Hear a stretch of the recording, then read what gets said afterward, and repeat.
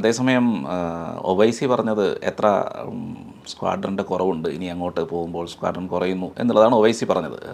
ഒരുപക്ഷെ പാർലമെൻറ്റിലെങ്കിലും അങ്ങനെ ഒരു മര്യാദയുടെ ഇത് അദ്ദേഹം കാണിച്ചു. അതുപോലെ തന്നെ സുപ്രിയ സൂലെ ഉൾപ്പെടെ പറഞ്ഞത് ഇങ്ങനെ ഒരു കാര്യം നരേന്ദ്രമോദി പ്രതിപക്ഷ എം പിമാരെ അല്ലെങ്കിൽ നേതാക്കളെ ഈ ഓപ്പറേഷൻ സിന്ദൂർ വിശദീകരിക്കാൻ വിദേശ രാജ്യങ്ങളിലേക്ക് അയച്ചു. അത് വളരെ വലിയ കാര്യമാണെന്ന് പ്രതിപക്ഷത്തെ ഇങ്ങനെയുള്ള ആളുകളും പറഞ്ഞിട്ടുണ്ട്. അതേസമയം അതിനെതിരെ ഈ രീതിയിലുള്ള പറഞ്ഞത് ഒവൈസി ആണെങ്കിലും അത് ശരിയായൊരു സംഗതിയാണ്. അതെ, ഇപ്പം MiG-21 നമ്മൾ വേണ്ടാന്ന് വയ്ക്കുന്നു. 64 വർഷം മറ്റേ MiG-21 നമ്മൾ കൊണ്ടു നടക്കുന്നു. എത്ര എണ്ണം അവിടെ ഇവിടെയൊക്കെ വീഴുന്നു. പക്ഷേ ഇത് വേണ്ടെന്ന് വയ്ക്കുമ്പോൾ പകരം എന്താ നമ്മുടെ കയ്യിൽ? അല്ലെങ്കിൽ തന്നെ നമുക്ക് വേണ്ട യുദ്ധവിമാനങ്ങളില്ല, എണ്ണത്തിൽ കുറവാണ്. അത് വെച്ചിട്ടാണ് നമ്മളുടെ മിലിറ്ററി ഈ മാജിക് കാണിച്ചത്. അപ്പോൾ ആ സമയത്ത് നമുക്ക് റീപ്ലേസ്മെൻ്റ് എന്താ?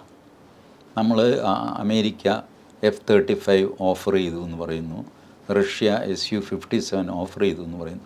ഇതൊക്കെ എപ്പോൾ വരും? നമുക്ക് ബനാബനായ വിമാനങ്ങൾ വേണം. ഇപ്പോൾ ഓർഡർ കൊടുത്തിട്ട് അയാൾ 2038 തരാം.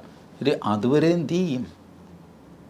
വീണ്ടും പാകിസ്ഥാനൊരു ഇത് നടത്തുകയെന്ന് വെച്ചോ, പാകിസ്ഥാനെ റെപ്ലനിഷ് ചെയ്യാൻ ചൈനയുണ്ട്, അമേരിക്കയുണ്ട്. അവരുടെ യുദ്ധവിമാനങ്ങൾ, മിസൈലുകളൊക്കെ വളരെ പെട്ടെന്ന് may be within A month or so, ചിലപ്പോൾ ഒരു 3 മാസം റീപ്ലേസ് ചെയ്യും. അവർ റിപ്ലനിഷ് ചെയ്യും സ്റ്റോക്ക്.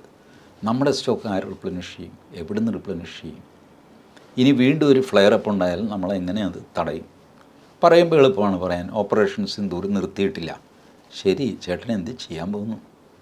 ചേട്ടൻ്റെ കയ്യിൽ സാധനം എവിടെ? ഇനി അതുകൊണ്ട് ഇപ്പോൾ ഇതിൻ്റെ സ്റ്റാറ്റിസ്റ്റിക്സ് കൊടുക്കാമെന്ന് വെച്ചാൽ അടുത്ത് ചോദിക്കും എത്ര ഉണ്ട നഷ്ടപ്പെട്ടു. അതുകൊണ്ട് വെടിയുണ്ടല്ലോ, അതിൻ്റെ എണ്ണം അറിയണം. ഇങ്ങനെയൊക്കെ തുടങ്ങിയാൽ എന്ത് ചെയ്യും? ഇതുവരെ ഇതപര്യന്തം ഭാരതത്തിൽ നടക്കാത്ത കാര്യമാണ് ഇപ്പോൾ നടന്നുകൊണ്ടിരിക്കുന്നത്. അതിനവർക്ക് ഒരേ ഒരു ന്യായമേ ഉള്ളൂ. ഇതപര്യന്തം ഹിന്ദുത്വ ശക്തികൾ ഇത്രയും കാലം ഭാരതം ഭരിച്ചിട്ടില്ല, അതുകൊണ്ട് ഇനി ഭരിക്കാൻ ഞങ്ങൾ സമ്മതിക്കില്ല. This is what. ഇനി നിങ്ങൾക്ക് വോട്ട് കിട്ടാഞ്ഞിട്ടില്ലേ?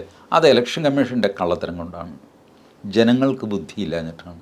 എന്തൊക്കെ പറഞ്ഞു കഴിഞ്ഞാലും ഞാനാണ് പ്രധാനമന്ത്രി ആകേണ്ടവൻ, അതാകാതെ പോയത് മറ്റ് ചില ആൾക്കാരുടെ കുഴപ്പം കൊണ്ടാണ്, എൻ്റെ കുഴപ്പം കൊണ്ടല്ല.